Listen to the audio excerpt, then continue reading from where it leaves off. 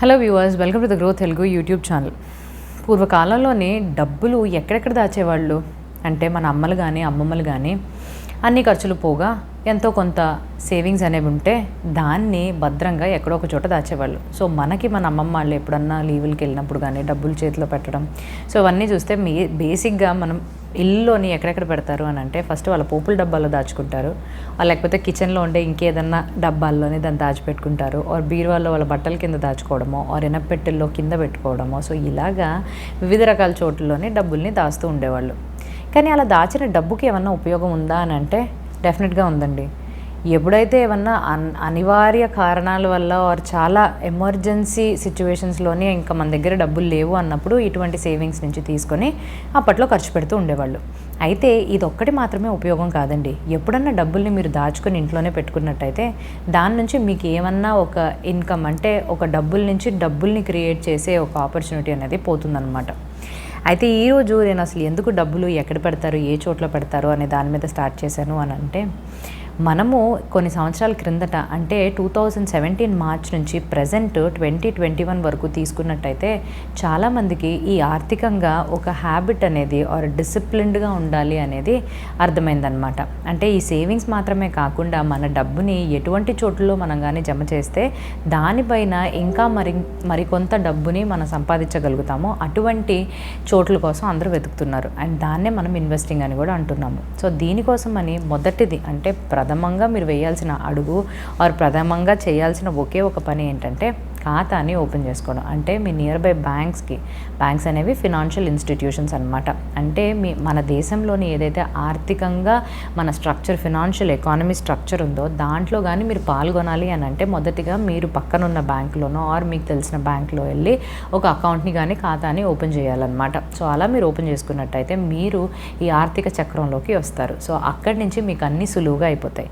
So నేను చెప్పిన సేవింగ్స్కి దీనికి కూడా కనెక్షన్ ఉందండి. సో ఎక్కడెక్కడో మీ ఇంట్లో సేవ్ చేసుకునే బదులు మీరు కానీ మీ అమౌంట్ని ఆర్ మీ డబ్బుని తీసుకెళ్ళి బ్యాంక్ ఖాతాలో పెట్టినట్టయితే దాని మీద మీకు వడ్డీ అనేది వస్తుంది. అండ్ అది కాకుండా మీ డబ్బులు కూడా చాలా జాగ్రత్తగా ఉంటాయి అన్నమాట. సో మనది 2017 నుంచి 2021 వరకు ఏదైతే నేను చెప్పానో 24% జనాలు ఈ ఆర్థిక చక్రంలోకి రావాలి అని ప్రతి ఒక్కళ్ళు, నేను ఎవరైతే ఆ పర్సంటేజ్ చెప్తున్నానో వాళ్ళు వెళ్ళి మొదటిది వాళ్ళ బ్యాంక్ అకౌంట్స్ ఓపెన్ చేసుకోవడం జరిగింది. సో ఈరోజు నేను ఈ వీడియో ద్వారా అసలు బ్యాంక్ అకౌంట్ మీకు ఎందుకు అవసరం అండ్ ఎన్ని రకాల బ్యాంక్ ఖాతాలు ఉన్నాయి, ఎవరెవరు ఈ ఖాతాలని ఆపరేట్ చేయగలుగుతారు, అండ్ ఈ ఖాతాలకు ఉండే స్పెసిఫిక్గా ఏం ఫీచర్స్ ఉన్నాయి, అండ్ మీరు కానీ డబ్బులు చేతిలో ఫిజికల్గా ఉన్నట్టయితే రోజువారీ ఖర్చుల కోసం ఎంతో కొంత దాని నుంచి మీరు తీసి డబ్బుల్ని ఇవ్వడం అలాంటివి చేస్తారు. అయితే నేను కానీ ఈ డబ్బుని ఏదైతే చేతుల్లో ఉందో దాన్ని తీసుకెళ్ళి బ్యాంకుల్లో వేసేసిన తర్వాత ఎలా నేను రోజువారీ ఖర్చులకు కానీ ఎక్కడన్నా నాకు ఆ డబ్బులు అవసరం అయితే నేను ఎలాగ అసలు వాడతానో, డబ్బులు చేతిలో లేకుండా నాకు ఎలాగా ఆర్ ఏ పద్ధతిలో నేను దీన్ని వాడగలుగుతాను అనే దాని మీద కూడా నేను ఈ వీడియోలో మీకు చెప్పబోతున్నాను అనమాట. సో ఇంకెందుకు ఆలస్యం వెళ్ళిపోదాం ఆ వీడియోలోకి వెళ్ళడానికన్నా ముందు మీరు ఇంకా కానీ గ్రో తెలుగు యూట్యూబ్ ఛానల్కి సబ్స్క్రైబ్ చేసుకున్నట్టయితే బెల్ ఐకాన్ని నొక్కండి. అండ్ ఇటువంటి ఎంతో ఇన్ఫర్మేటివ్ కంటెంట్ని ఎప్పటికప్పుడు మేము తీసుకొస్తాం. సో బేసిక్స్ నుంచి ఎక్స్పర్ట్ లెవెల్ వరకు మీకు ఒకే చోట అంత ఇన్ఫర్మేషన్ని మేము మీకు అందేలా చేస్తాము.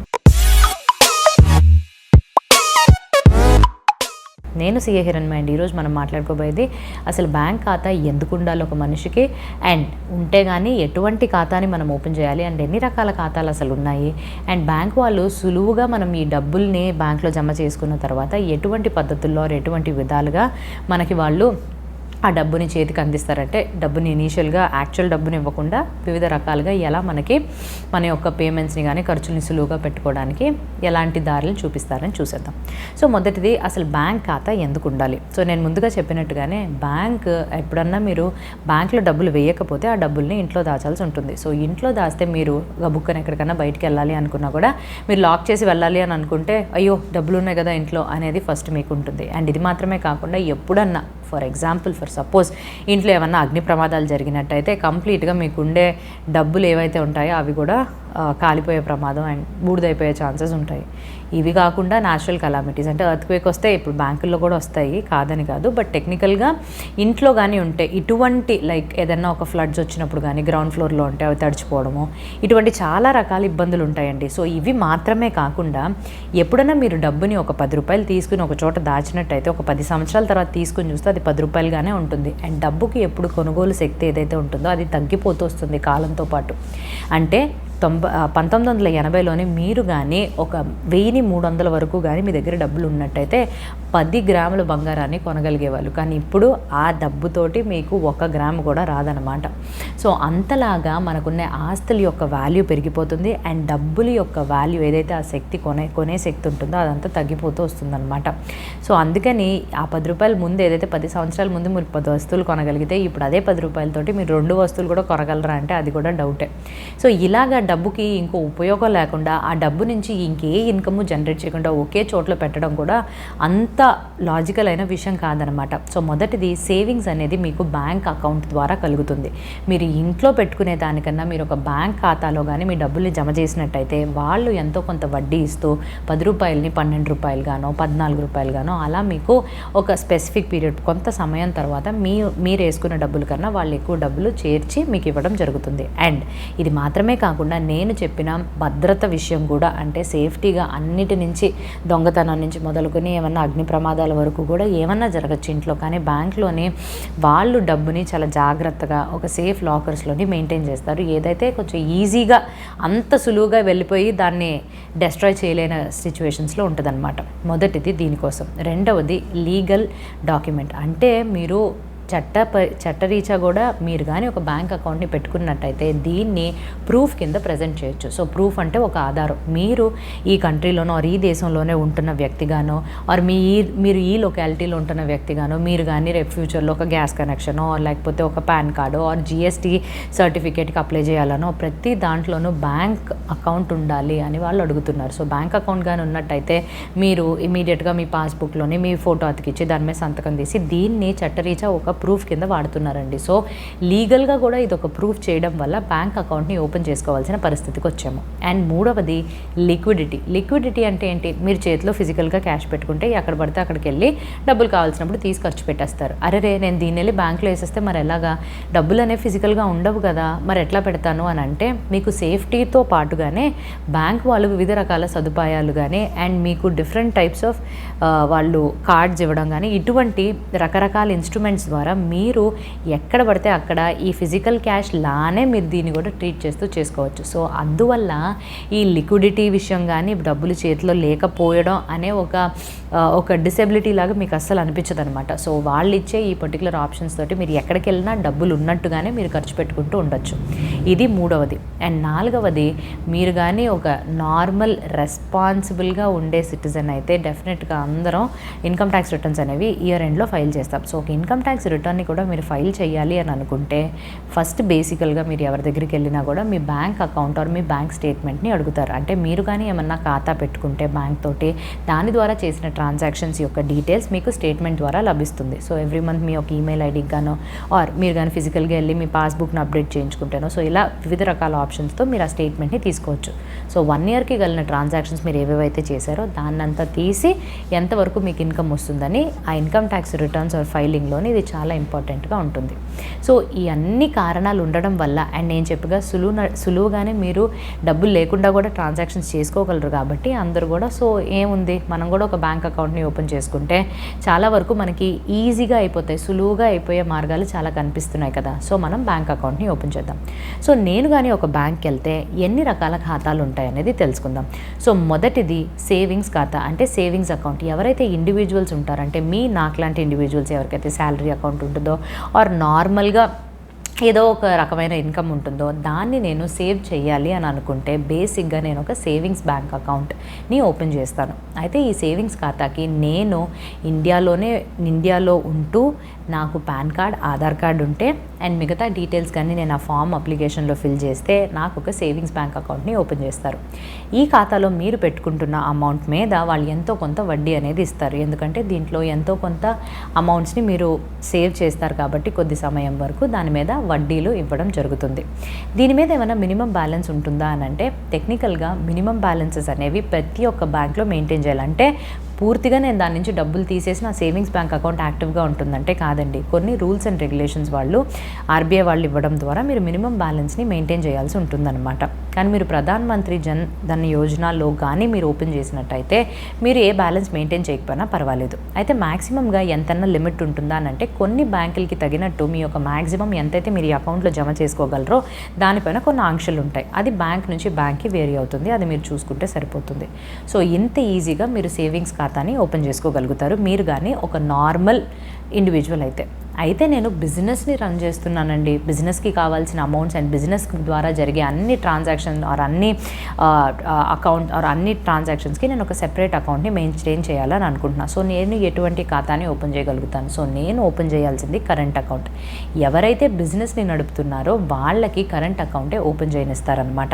అయితే ఈ కరెంట్ అకౌంట్లోని మినిమం బ్యాలెన్స్ ఏదైతే ఉంటుందో అది సేవింగ్స్ బ్యాంక్ అకౌంట్ కన్నా కొంచెం ఎక్కువే ఉంటుంది. ఎందుకంటే ఇది బిజినెస్ అండ్ డబ్బులు అనేవి చాలా ట్రాన్సాక్షన్స్ జరుగుతాయి కదా. సో ఇందువల్లనే హయ్యర్ లిమిట్ అంటే ఎంతవరకు మీరు మ్యాక్సిమంగా ఈ పర్టికులర్ అకౌంట్ ద్వారా ట్రాన్సాక్ట్ చేయగలరు అనే దాని మీద అసలు ఎటువంటి కండిషన్స్ లేవు. మీ ఇష్టం. మీ బిజినెస్కి తగినట్టు పెద్ద పెద్ద ఆర్డర్స్ వస్తే పెద్ద అమౌంట్స్ని కూడా రిసీవ్ చేసుకోవచ్చు. పెద్ద తరహాలో మీరు ఖర్చులు కూడా పెట్టచ్చు. సో ఇది ఉంటుంది. కానీ ఈ పర్టికులర్ బ్యాంక్ అకౌంట్ మీద ఆర్ ఈ అకౌంట్లో మీరు పెట్టే డబ్బులు కానీ చేసే ట్రాన్సాక్షన్స్ మీద కానీ మీకు ఎటువంటి వడ్డీలు ఇవ్వడం జరగదు. సేవింగ్స్ బ్యాంక్ అకౌంట్లో వస్తుంది కానీ మీకు కరెంట్ అకౌంట్లోని ఎటువంటి ఇంట్రెస్ట్ అనేది రాదనమాట. అండ్ ఫైనల్గా మీరు ఒక కరెంట్ అకౌంట్ని ఓపెన్ చేసుకోవడం వల్ల మీకు ఒక ఫెసిలిటీ ఆర్ ఒక ఆప్షన్ని ఇస్తారు.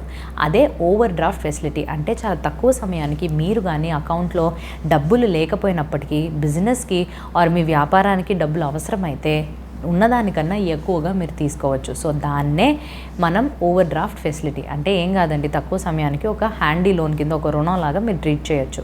సో దీనికి తగినట్టు ఈఎంఐస్ ఉంటాయి, ఇంట్రెస్ట్ ఉంటుంది. దాన్ని మీరు మీ యొక్క బిజినెస్ కేపబిలిటీ ఆ రీపేమెంట్ కెపాసిటీకి తగ్గట్టుగానే బ్యాంక్ వాళ్ళు దాన్ని అసెస్ చేసుకున్నాకే మీకు ఈ లోన్స్ ఇవ్వడం జరుగుతుంది. అది ఓవర్ డ్రాఫ్ట్ ఫెసిలిటీ. మూడవ రకమైన ఖాతా శాలరీ అకౌంట్. సో ఏవైతే పెద్ద పెద్ద కంపెనీలు ఉంటాయో అండ్ వాళ్ళ కింద ఎంప్లాయీస్ ఉంటారు కదా, సో అటువంటి ఎంప్లాయీస్ కానీ బ్యాంక్ అకౌంట్ ఇప్పటి వరకు వాళ్ళు ఓపెన్ చేసుకోలేదు అండ్ శాలరీని ఎక్కడ వేయాలో తెలియట్లేదు అని అంటే అటువంటి కార్పొరేషన్స్ బ్యాంకుల్లోని ఈ ఎంప్లాయీస్ ఎవరైతే ఉన్నారో వాళ్ళ పేరు మీద శాలరీ అకౌంట్స్ని ఓపెన్ చేస్తారు.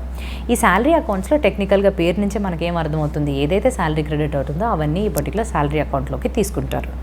అయితే ఈ శాలరీ అకౌంట్లోని కంప్లీట్గా మీరు శాలరీని విత్డ్రా చేసేసుకోవచ్చు. జీరో బ్యాలెన్స్ అకౌంట్స్ అని కూడా అంటారనమాట. అయితే మినిమం లిమిట్ ఏమీ లేదు, మ్యాక్సిమం లిమిట్ ఏమీ లేదు అండ్ దీనిపైన ఎటువంటి ఇంట్రెస్ట్ కూడా రాదు. అండ్ మీకు ఎనీ పాయింట్ ఇన్ టైం ఎవరైతే ఎంప్లాయీస్ ఉంటారో వాళ్ళు కానీ ఎప్పటికైనా దీన్ని నేను సేవింగ్స్ అకౌంట్ కింద మార్చుకోవాలి అంటే నేను ఇంకెప్పుడు ఉద్యోగం చేయట్లేదురా ఇంకా చాలు అని అనుకుంటే శాలరీ అకౌంట్ స్టేట్ నుంచి సేవింగ్స్ బ్యాంక్ అకౌంట్ స్టేట్కి మార్చుకోవచ్చు. ఎందుకంటే నేను మార్చుకోవాలనుకుంటాను, టెక్నికల్గా సేవింగ్స్ బ్యాంక్లో నాకు వడ్డీ వస్తుంది కాబట్టి నేను కానీ ఇంకా నో లాంగర్ శాలరీ అకౌంట్ కింద ఉంచుకోకూడదు, దీంట్లో మార్చుకోవాలంటే ఆ ఆప్షన్ కూడా మీరు ఎక్సర్సైజ్ చేయొచ్చు అనమాట. సో ఇది మూడో రకమైన అకౌంట్. నాలుగో రకమైన ఖాతా మీ అందరికీ తెలిసిందే, చాలా ఇష్టమైనదే, fixed deposit or recurring deposit.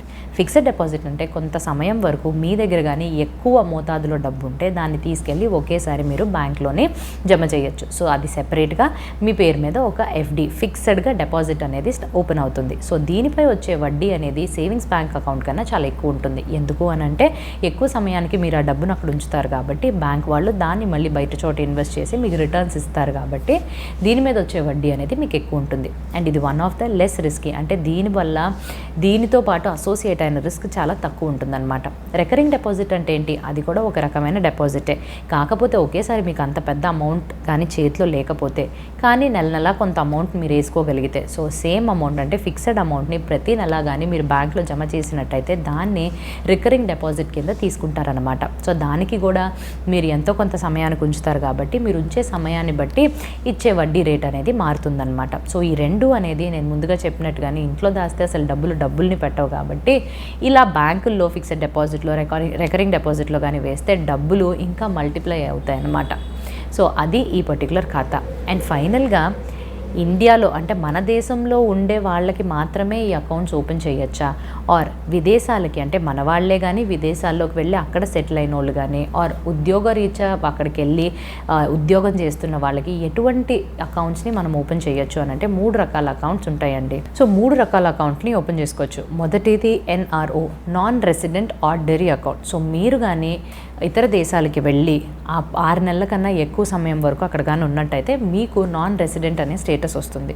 అయితే ఈ నాన్ రెసిడెంట్ అనే స్టేటస్ వచ్చిన తర్వాత మీరు కానీ ఇండియాలోని సేవింగ్స్ అకౌంట్ ఆర్ సేవింగ్స్ ఖాతా ఉన్నట్టయితే దాన్ని మీరు ఈ NRO అకౌంట్ కింద మార్చుకునేలాగా మీకు ఫామ్స్ ఉంటాయి అండ్ మీరు మీ యొక్క బ్యాంక్ని రిక్వెస్ట్ చేయొచ్చు అనమాట.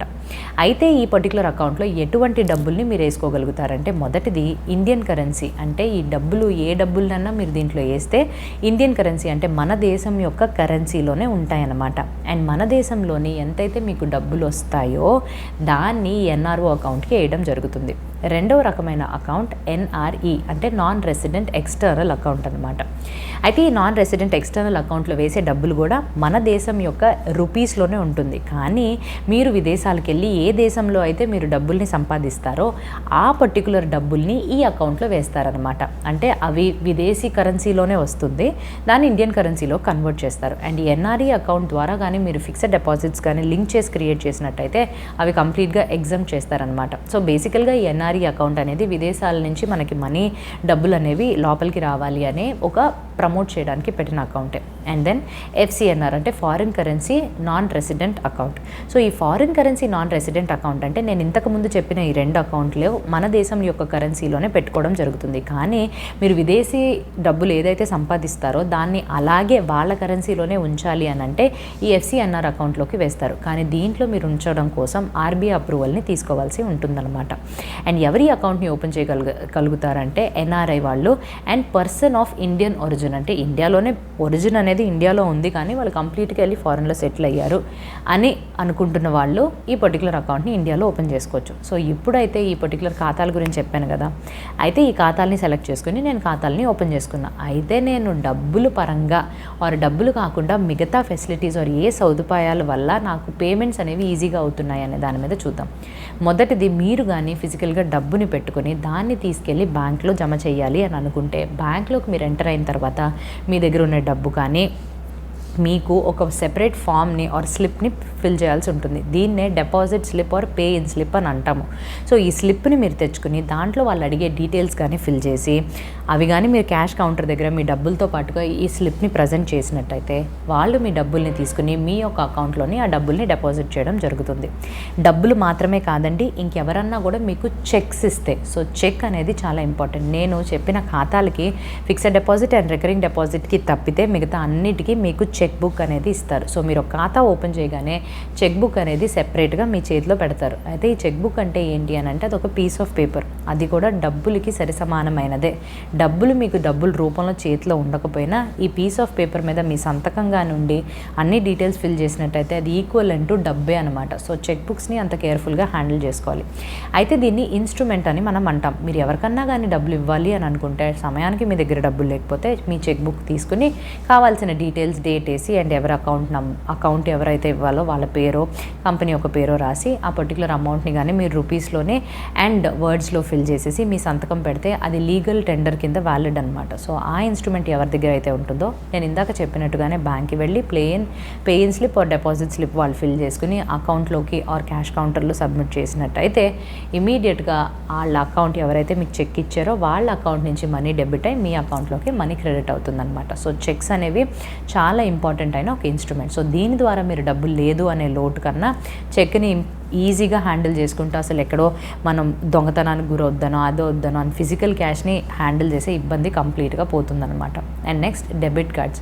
ఈ debit card and credit cards అనేవి కొత్త కాన్సెప్ట్. కొత్త అంటే చాలా కొత్త కాదండి, చాలా సంవత్సరాల ముందే వచ్చింది. సో ఇది కూడా ఆల్టర్నేటివ్. ఎప్పటికప్పుడు ఈ చెక్కులు తీసుకుని బ్యాంక్లోకి వెళ్ళి నుంచోవడం ఎందుకు? సో ఎక్కడికక్కడ నేను ఒక షాప్కి వెళ్ళినా కూడా అక్కడ నేను డబ్బులు ఎటు తీయాల్సి వస్తుంది కదా, చెక్ బుక్లు రాస్తే అక్సెప్ట్ చేయట్లేదు కదా. సో ఈ ప్రాబ్లమ్ని అడ్రస్ చేయడానికి debit cards and credit cards వచ్చినాయి. సో మనకి ఈ ATMs అనేవి అనేవి ఆటోమేటెడ్ టెల్లర్ మెషిన్స్ ఎక్కడికక్కడ బ్యాంక్స్ పక్కన కానీ ఆర్ ప్రతి అవుట్లెట్లోని ఆర్ దగ్గర కూడా కనిపిస్తూ ఉంటాయి. సో మీరు కానీ అక్కడికి వెళ్ళి ఈ డెబిట్ కార్డ్ అనేది ఇన్సర్ట్ చేస్తే మీ అకౌంట్లో ఎంతైతే డబ్బులు ఉంటాయో దాంట్లోపే మీరు విత్డ్రా చేసుకోగలుగుతారు. సో అలా మీరు ఈ క్యాష్ని ఎక్కడ పడితే అక్కడ విత్డ్రా చేసుకుని వాడుకోవచ్చు. ఆర్ మీరు కానీ ఏమన్నా ఒక షాప్కి వెళ్ళి అండ్ అక్కడ మీరు కానీ ఏమన్నా డబ్బులు ఖర్చు చేయాలి అని అనుకుంటే వాళ్ళకు కూడా మీరు ఈ కార్డ్ స్వైపింగ్ మెషిన్ అనేది వాళ్ళ దగ్గర ఉంటుంది. డెబిట్ కార్డ్ని ఇస్తే వాళ్ళు దాన్ని స్వైప్ చేసి అప్పుడు కూడా మీరు పేమెంట్ని పూర్తి చేసుకోగలుగుతారు. సో అది డెబిట్ కార్డ్ అనే కాన్సెప్ట్. అయితే క్రెడిట్ కార్డ్ అనే కాన్సెప్ట్ ఏంటి? ఇది కూడా ఒక కార్డ్ ఎనేబుల్డ్ ఫీచరే. అయితే దీనికి డెబిట్ కార్డ్కి ఉండే వ్యత్యాసం ఏంటి అని అంటే ఈ క్రెడిట్ కార్డ్లోని మీ అకౌంట్లో డబ్బులు లేకపోయినా మీరు ఈ క్రెడిట్ కార్డ్ ద్వారా మనీని డ్రా చేసుకోవచ్చు. అదేంటది అని అంటే ఇది ఒక రుణం లాంటిదే. సో హ్యాండీ లోన్ మీరు ఈ నెల ఏదైతే ఈ కార్డ్ ద్వారా ఖర్చు పెడతారో వచ్చే నెల ఈ పర్టికులర్ అమౌంట్ని మీరు తిరిగి రీపే చేయాల్సి ఉంటుంది. ఆర్ లేకపోతే మీకు ఇంట్రెస్ట్ అండ్ పెనాల్టీ ఛార్జెస్ పడతాయి అన్నమాట. సో అది credit card. Next internet banking. మీరు ఎప్పుడైతే ఒక అకౌంట్ని ఓపెన్ చేస్తారో ఆ అకౌంట్ ఫిల్లింగ్ ఫామ్లోనే ఇంటర్నెట్ బ్యాంకింగ్ అనే సదుపాయం మీకు కావాలా వద్దా అని ఉంటుంది. మీరు కానీ అది టిక్ చేసినట్టయితే ఎంతో కొంత ఛార్జెస్ని వాళ్ళు తీసుకున్నాక మీకు ఇంటర్నెట్ బ్యాంకింగ్ కావాల్సిన యూజర్ ఐడి పాస్వర్డ్ని ఎనేబుల్ చేసి ఇస్తారు. సో ఈ ఇంటర్నెట్ బ్యాంకింగ్ ద్వారా మీరు ఏదైనా ఈ కామర్స్ సైట్లోని వెబ్సైట్స్లోని ఏమైనా పేమెంట్స్ ఇట్లాంటివి చేయాలనుకుంటే ఈ చాలా ఈజీగా చేసుకోవచ్చు అనమాట. అండ్ ఇది మాత్రమే కాకుండా ఇప్పుడు ప్రజెంట్గా ఈ న్యూ ఏజ్ పేమెంట్ని కవర్ చేసేలాగా యూపీఐ సిస్టమ్ వచ్చింది. ఈ యూనిఫైడ్ పేమెంట్ ఇంటర్ఫేస్ ఏదైతే ఉందో ఎన్పిసిఐ వాళ్ళు డెవలప్ చేశారు అండ్ ప్రజెంట్గా అది ఆర్బీఐ వాళ్ళు కంట్రోల్ చేస్తున్నారు. సో మీ దగ్గర Google pay, PhonePe and Paytm so ఇటువంటి యూపీఐ సిస్టమ్స్ని బేస్ చేసుకుని ఉండే పేమెంట్ సైట్స్ ఏవైతే ఉన్నాయో సో వాళ్ళకి మీరు కానీ మీ యొక్క ఫోన్ నంబర్ ద్వారా మీ మొబైల్లో యాప్ని ఇన్స్టాల్ చేసుకుని మీ నంబర్కి లింక్ అయి ఉన్న బ్యాంక్ అకౌంట్ ఏదైతే ఉంటుందో అది పికప్ చేసుకుని మీకు ఒక సెపరేట్ యూపీఐ ఐడి క్రియేట్ అవుతుంది. సో ఎవరికైతే మీరు డబ్బులు ట్రాన్స్ఫర్ చేయాలనుకుంటున్నారో వాళ్ళకి కూడా సేమ్ యూపీఐ ఐడి అండ్ వాళ్ళ యొక్క మొబైల్ నెంబర్కి లింక్ అయిన బ్యాంక్ అకౌంట్ ఉంటే ఈజీగా చిటికలో మీరు డబ్బుల్ని ట్రాన్స్ఫర్ చేసేయచ్చు. సో ఇలాగే ఈ యూపీఐ రావడం వల్ల చాలా వరకు అందరం బెనిఫిట్ అయ్యాము. సో ఒక నార్మల్ ఫ్రూట్ షాప్కి వెళ్ళినా కాయగూరలు కొనాలి అని అనుకున్నా కూడా మీరు ఈజీగా పేమెంట్స్ చేయగలుగుతున్నారు. సో ప్రతి ఒక్కరికి ఒక ఫోన్ అండ్ ఇంటర్నెట్ కనెక్షన్ ఉంటే సరిపోతుంది. సో అది యూపీఐ. ఇది మాత్రమే కాకుండా అదర్ అంటే వివిధ రకాల క్యాష్ ఎలక్ట్రానిక్ ట్రాన్స్ఫర్స్ కూడా ఉన్నాయన్నమాట. ఏదైతే నెఫ్ట్ అంటామో ఆర్టీజీఎస్ అండ్ ఐఎంపీఎస్. సో ఈ నెఫ్ట్ అనేది ఒక banking system and banking electronic cash transfer method and IMPS అనేది మొబైల్ పేమెంట్ సిస్టమ్ అనమాట. Immediate mobile payment system and RTGS is real time gross settlement. So ఈ మూడు కూడా bank వాళ్ళు మీకు ఇచ్చే ఉపాయాలే అనమాట. సో ఏదైతే మీరు ఇంటర్నెట్ కనెక్టివిటీ ద్వారా ఏదో ఆన్లైన్లోనో ఆఫ్లైన్లో నెఫ్ట్ అండ్ ఆర్టీజీఎస్ అయితే మీరు ఆన్లైన్ అండ్ ఆఫ్లైన్ బ్యాంకింగ్ కూడా వెళ్ళి చేయొచ్చండి. అండ్ నెఫ్ట్లో అయితే మీకు మినిమం ₹1 నుంచి మ్యాక్సిమం వరకు లిమిట్ అనేది ఉండదు. హాఫ్ అన్ అవర్ లోపు సెటిల్ అవుతుంది అనమాట. ఆర్టీజీఎస్ని తీసుకుంటే మీకు మినిమం అనేది 2 lakhs నుంచి మొదలుకొని మ్యాక్సిమం లిమిట్ ఉండదు. ఎంతో కొంత ఛార్జెస్ ఉంటాయి అండ్ అది రియల్ టైంలో సెటిల్ అవుతుంది. అండ్ ఫైనల్గా ఐఎంపీఎస్ కానీ చూసుకున్నట్టయితే మినిమం ₹1 నుంచి మ్యాక్సిమం 2 lakhs వరకు మీ మొబైల్ నెంబర్కి కనెక్ట్ అయ్యే ఉంటుంది కదా అకౌంట్, ఆ ఎంఎంఐడి ద్వారా మీరు డబ్బుల్ని ట్రాన్స్ఫర్ చేసుకోవచ్చు అనమాట. సో ఈ మూడింటి మీద కానీ మీరు ఇంకా డీటెయిల్గా తెలుసుకోవాలంటే కింద డిస్క్రిప్షన్లోని ఇంకో వీడియో దీని మీద ముందే చేశాము. సో దాన్ని కూడా మీరు క్లిక్ చేసి చూడొచ్చు.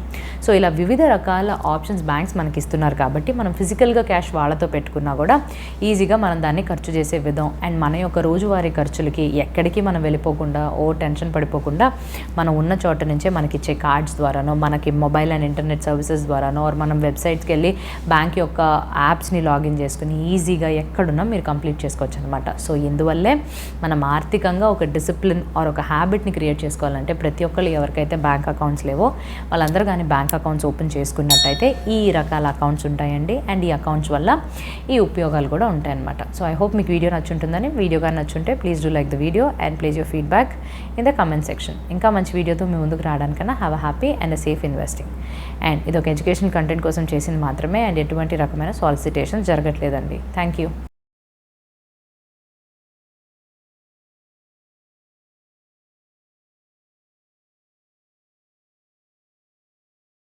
Investment in securities market are subject to market risks. Read all the related documents carefully before investing. Please read the risk disclosure documents carefully before investing in equity shares, derivatives, mutual fund, and or other instruments traded on the stock exchanges.